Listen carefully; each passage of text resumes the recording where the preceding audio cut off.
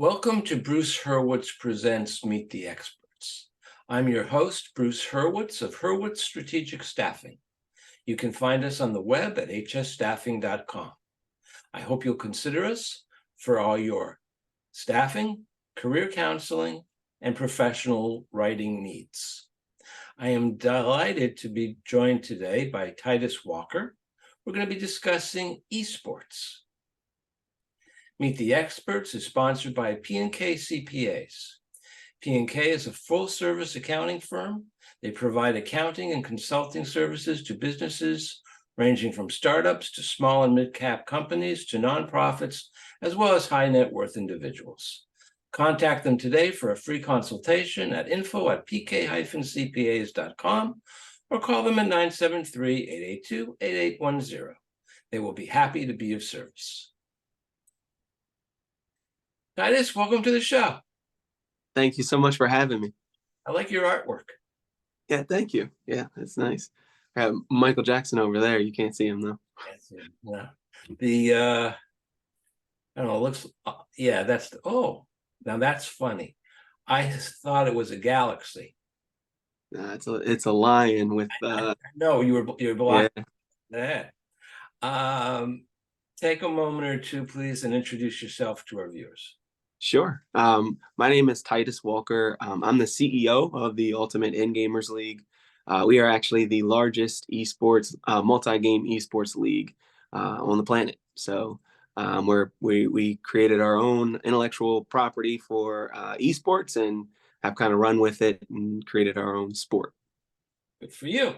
Now, when you applied, I had no real idea what esports was. Yeah. So I did what everybody does. And the first thing I did, I made a mistake, and I asked our friends at Google, how many gamers are there? And this came up. It's interesting. According to the latest data, there are approximately 3.09 billion active video gamers worldwide. That figure has risen by 1 billion in just 7 years. It's a 32% increase. And the number of gamers is expected to hit 3.32 billion next year. The video game market is worth an estimated $385 billion. Then I asked the correct question, meaning, how many people participate in esports? I'm not going to read it all. There are 532.1 million esports audiences worldwide as of this year. The esports market is valued at $1.44 billion as of this year and is set to reach $5.48 billion by 2029. Last 2 points. There are more than 60% of esports fans are aged between 16 and 35. The average age of an esports fan is 26. So my first question for you is obvious. What is esports? What are sports? Yeah. So esports,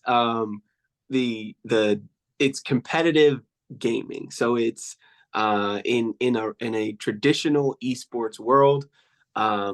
It's just simply sitting down and playing a video game competitively for whether it's money or a trophy or a championship or whatever. It's people sitting down and gaming competitively in a competitive environment. That's esports in a nutshell. It's not necessarily what we do, but it's very similar. Okay. So it's not two individuals sitting on the couch playing a game against each other.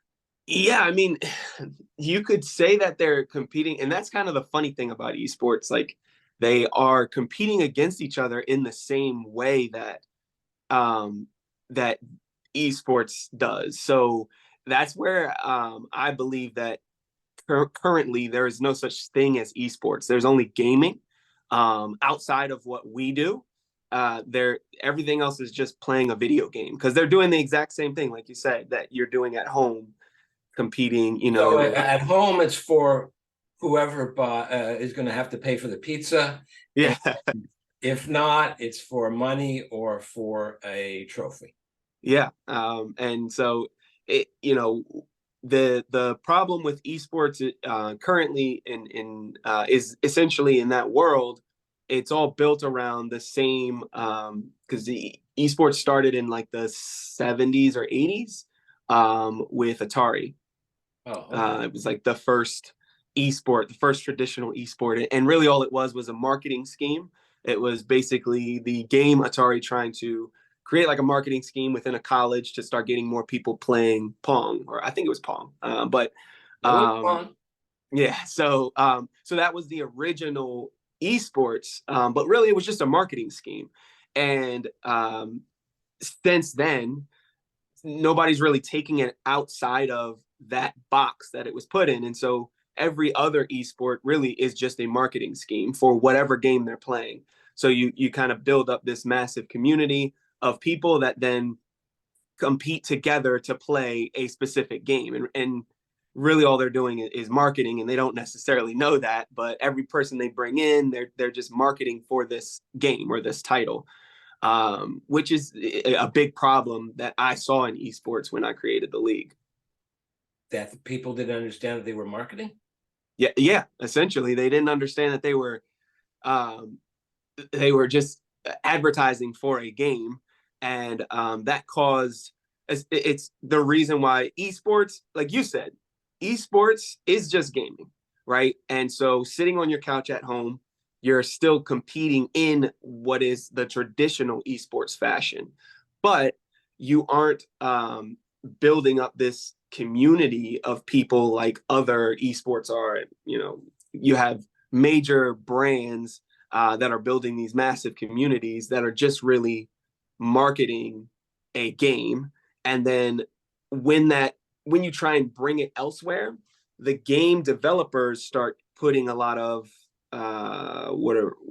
just a lot of like strangleholds on what you're trying to do, a lot of red tape.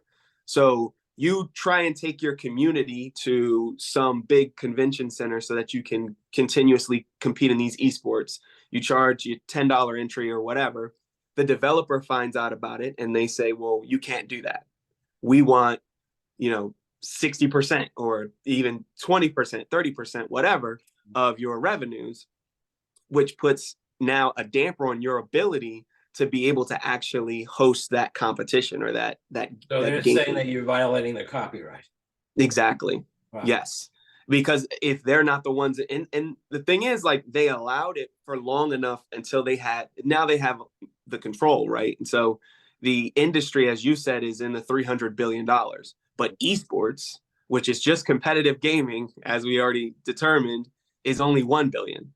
So it's capturing like a less than 1% of the entire gaming market is competitive gaming. And it's kind of silly because again, we already looked at there's 500 million esports audience versus we'll say 3 billion gamers. So really esports should have a good of that market cap. Esports should really have a good over 10%, 20%, almost 20% of that market cap, but it only has a fraction of a percent. I thought I heard you say that the gaming is $3 billion and esports is 1 billion. No. Gaming is 300 billion. Oh, okay. Yeah, Now yeah, that's okay. yeah, 300 billion. Okay. And then your esports is 1 billion, and it just reached a billion. So And either one of us will take $1 billion. yeah, Okay. of course. And That's fun. For the people watching, feel free to send in your I shouldn't make jokes. I will confess to 3 addictions. Minesweeper. okay. All right. I once played Minesweeper for about 7 hours straight for the night, did not realize it. And when I finally realized what I was doing, I could not get the screen out of my vision. All right. You understand what I'm saying? Yes. Yeah. So that was that. Then there was pool, billiards, online. I won every award that was available. I earned $1 billion in prizes. I paid no money to speak of. And then I realized this has taken up too much time. And then I also played Texas Hold'em. Okay. And got to $1 billion. Fake money, nothing. Right. But I was addicted. And I So you're a gamer. Yeah, I had to stop, and I do nothing online. Occasionally I'll play solitaire, Okay. which I cannot find. It's just not addictive. Yeah. But I won't touch it. So I understand that people can get addicted to games. How do you recommend that individuals deal with it? I just stopped cold turkey. There was no way around it. I took it off of my computer and that was it. But how do you recommend that people regulate their use of video games for their participation in games? And how do you advise parents to speak to their children who may be addicted, for lack of a better word? Great question. So I think regulation is extremely important. And I think it's also important to understand the goals of the adults and children involved, because similar to any sport, if you spend too much time doing something that takes you away from your goals, then that's when it becomes a problem. And you know, the gaming in itself is not a problem, especially if gaming is your goals. Like if you have a dream to become the world's best gamer, then you're going to need to spend time gaming to do so. But if your dream is to become a lawyer, you need to spend time reading and studying the laws in order to do that, right? And so goals are really important with both kids in setting those restrictions on kids, as well as an adult. It's all about what you are trying to accomplish. Some people have no goal of actually being good at video games, but spend 8 to 10 hours a day playing. Like you weren't becoming a professional Minesweep player, right? You just played Minesweep, and it was probably taking you away from the things that needed to happen, which is where that addiction came in, and that's where it became an issue. But on the flip side of that, had there been a professional Minesweeper league that it was your dream to become a professional in, then that time would have been well spent, because you would have been doing something that was leading you towards your goal. I think everybody in life has different passions and dreams and beliefs, and that it's important that the parents of children learn to support, even when they don't fully understand. And as adults, that we give ourselves the benefit of actually seeking out the goals that we really want to accomplish, because it would have been easy for me to say, or to just listen to those that believe gaming is bad, and just stop doing it, cold turkey myself. But I found that not only was it my passion, I was able to create a business around the understanding of it and around all the time spent playing it.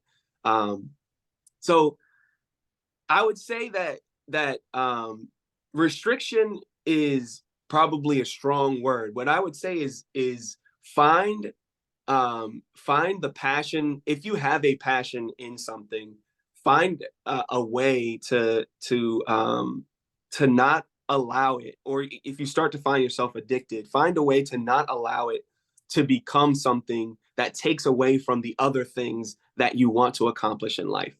And that's the key, and what you want for yourself. If it involves gaming, then hey, you're going to have to put time into it. And if it doesn't, then you shouldn't put too much time into it. You should probably spend time doing other things, because if that's yeah, that's pretty much it. Same with kids, you know, finding that restriction for kids, and or finding the balance for kids.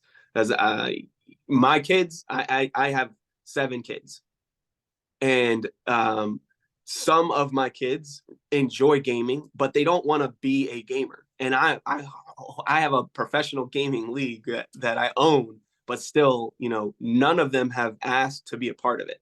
And they're as old as, you know, I have a high schooler, and none of them have asked to be a part of it. So they enjoy like watching it, but I know that they don't want to be professional gamers. So I do limit them. I'm not going to let them spend, you know, 20 hours and call it, you know, or 8 hours and call it, you know, I'm just having a good time. No, you know, you have other things that you want to do in life, so you need to focus on those things. Um, but if any one of them was just like, I want to be a pro gamer, then I would put them on a regiment for training in gaming. So Gaming, by definition, means using computers. It means using the internet. yes, How do you deal with cybersecurity? so it's funny. The company that one of our major investors owns a cybersecurity firm or cybersecurity company, and it's really big in this area in Stafford, Virginia. And so they really deal with our cybersecurity. Okay. Yeah, they are a huge government contractor that really helps us a lot in keeping the facility safe from any types of cyber attacks and stuff. So you're safe from hackers. Yes. Now, there's old school. If hackers and cybersecurity are digital, let's go analog. Cheaters. Yes. Now, how do you keep the game kosher? Fair. Yeah. That's really important to us. It's something that we have done really, really well at. We have had, I think, in our entire, we've gone 7 seasons. We've only had one instance where we had to ban somebody for cheating. We have a lot of anti-cheat software that is in the games themselves, but also on the computers. We don't allow people to bring in any outside PCs in order to compete. And so they all come to our location to participate. And so we have people that fly in from California and come in from New York and North Carolina and all the way, you know. But they have to come in to compete because that's really it's not the only way, but it's the easiest way, it's the best way to prevent anybody from being able to have anything that gives them an inherent advantage when competing. It is that important to us to where we could say, oh, let's just do this online, but we know that if we bring it online, we cannot control that environment like we would want to. And they're competing for $100,000. So if it's a competition, they're in the same room with you using your equipment. Yes. It's not a competition. They can be at home. Yes. Yep. So when they're competing within our league, they are in person. We have an arena in Stafford, and that's where they compete. Now, you wrote something that I don't understand. Why is eSports not profitable? So you said you would tell us why. And yep. If you've got, $1 billion and you've got billions of gamers, you should be making a few bucks. You would think. Yeah. And if you have 7 children. Yeah. So esports at its core, and we spoke to it a little bit earlier, the reason it's not profitable is because every esports company, I always think of it like this. I have a real estate background. So I did real estate prior to starting this company. And I think of it like if I was to build a let's say a mansion or an apartment complex or just something massive on land that I do not own. Somebody else owns that land, right? It doesn't matter how big the house, it doesn't matter how big the apartment complex, it's someone else's, because at any point in time, they can say, this is my land and I want it back. You can't use it anymore, right? The land is the developers. They're the people that actually own the game. They're the ones that can put a stranglehold on the house you build, which is the community that you build. So if I build a community of 100,000 gamers, but they all are there for that game. They're there because of Street Fighter. They're there because of Minesweeper. They're there for that. They're not there for me, right? So building that community, it doesn't matter that the community is one that I manage. I manage it for the company that I'm promoting, that I'm advertising for, and that I'm marketing for. And that's what esports doesn't quite understand yet, right? They're still kind of following, just because people have always done it a certain way, they're following that same pattern. And so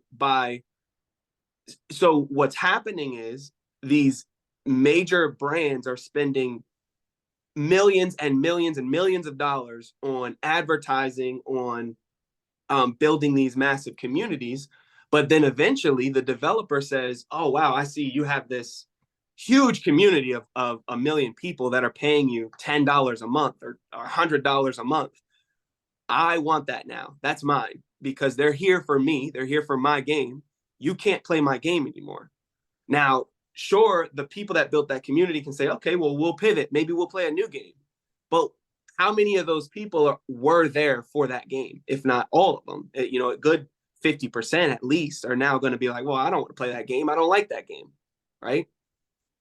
So that has been the constant problem. And I know you don't know a whole lot with esports, but if you follow up on any of this, you can see all of these major brands that are starting to go bankrupt. One of the biggest ones right now, they went public recently, is FaZe Clan. So they went public as they were the first esports public company. They're the largest in the world, had $1 billion+ valuation. Maybe not $1 billion, but it was definitely in the hundreds of millions. And now it is like lost 80 to 90% of that IPO, that initial IPO. And they're hemorrhaging money. Like, they are losing so much money, and they've had their CFO step down. They're losing every influencer and influence that they had. And it's the same problem. They were promoting games, and that's really all it was.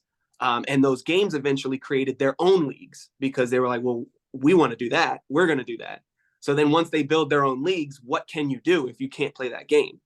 You have to try and pivot. And if you can't pivot quick enough, or you don't really have the community backing you, and they're just backing that game, you're just going to lose money. And that's what's happening. So why don't they just make a deal with the developers before they even get started? And if you were the developer, what kind of deal would you make? If you were the one that owns it all, if you're the one that has the game that everyone's playing, I have the game, but you have the people. No, you have the people, because you have the game. If I log into this game and I can see an advertisement for Call of Duty League, Minesweeper League coming soon, here's the date, come here, we're doing this esport, it's for $100,000. What can I do? I can't beat that. It doesn't matter how much money I spend. I can't beat that. They have the community and the game, because anybody playing the game is the community, right? And that's where that's why I said in the beginning, that was the problem.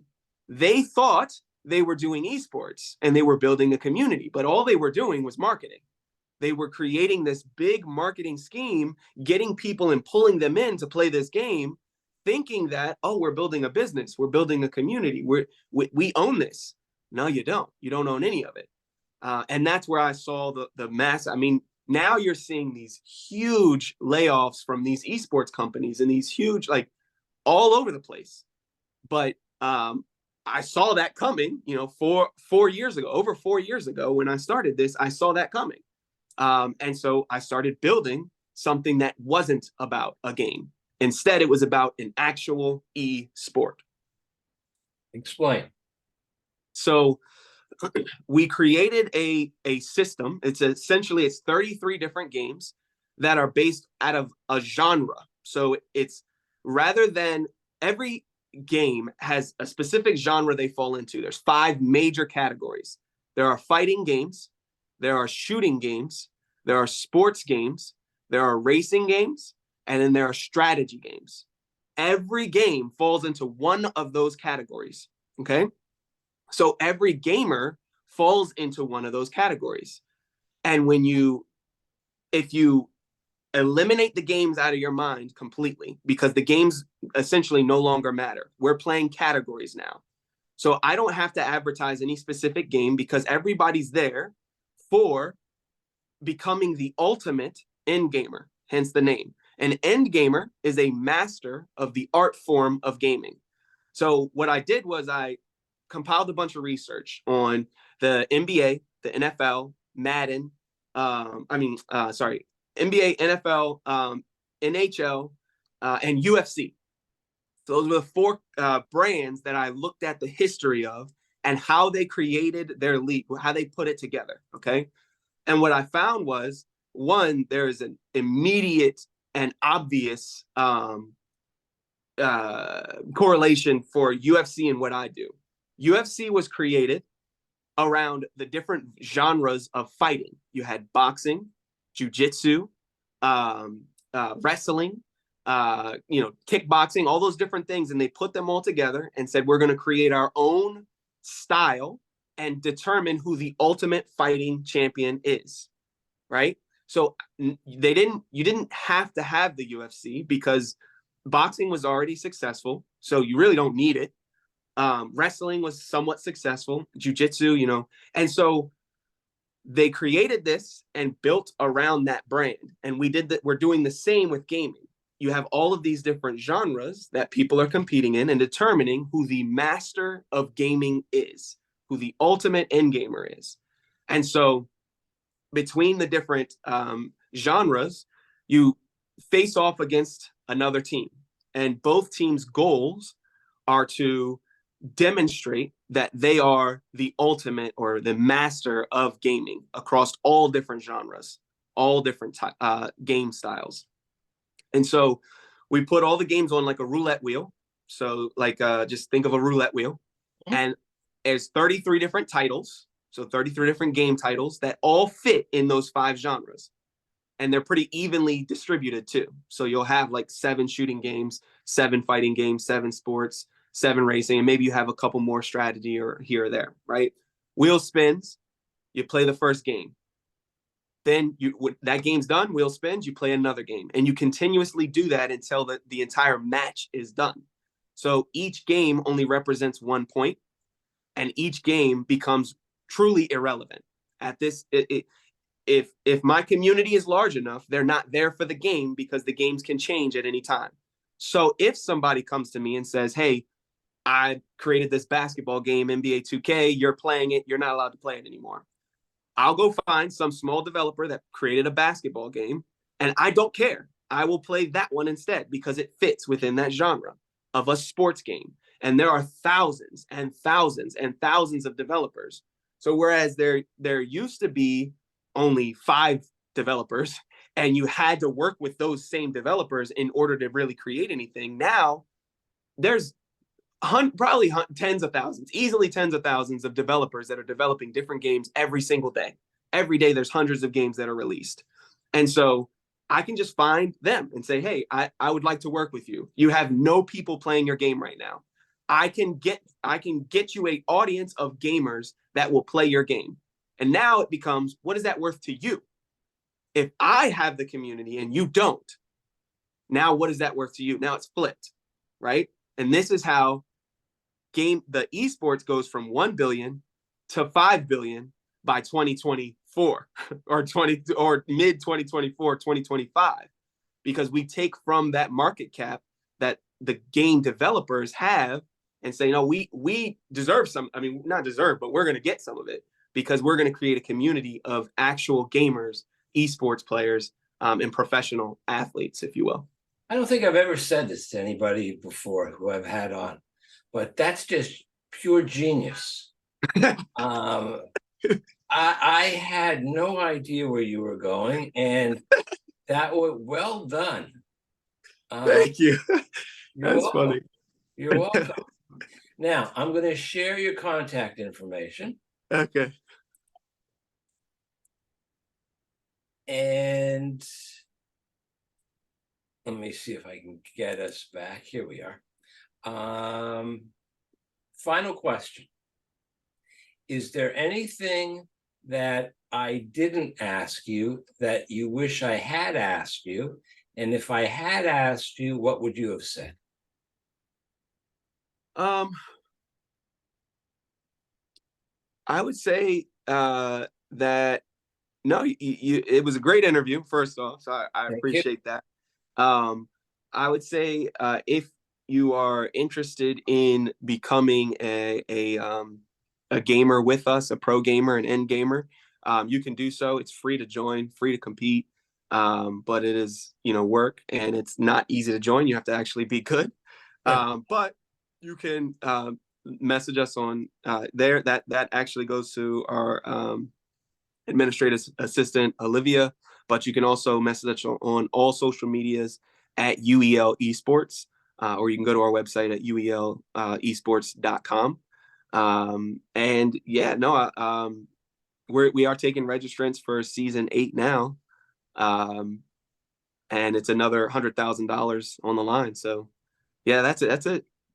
Well, don't take this the wrong way. I ain't joining. Yeah, well, we won't have Minesweeper on there yet. For the record, I believe my best time on the whatever it was, the basic, the smallest one, was 2 seconds. On the intermediate was 7 seconds. Jeez. And on the advanced was like 14 or 15 seconds. So yeah, we need to start a Minesweeper league and see what you can do there. That's crazy. That was a long time ago. That's crazy. Thank you very much. I have learned a lot, and I have enjoyed this immensely. Yeah, I appreciate you having me on. My pleasure. I want to thank all of our viewers. I'm Bruce Hurwitz, and as always, please stay focused on success.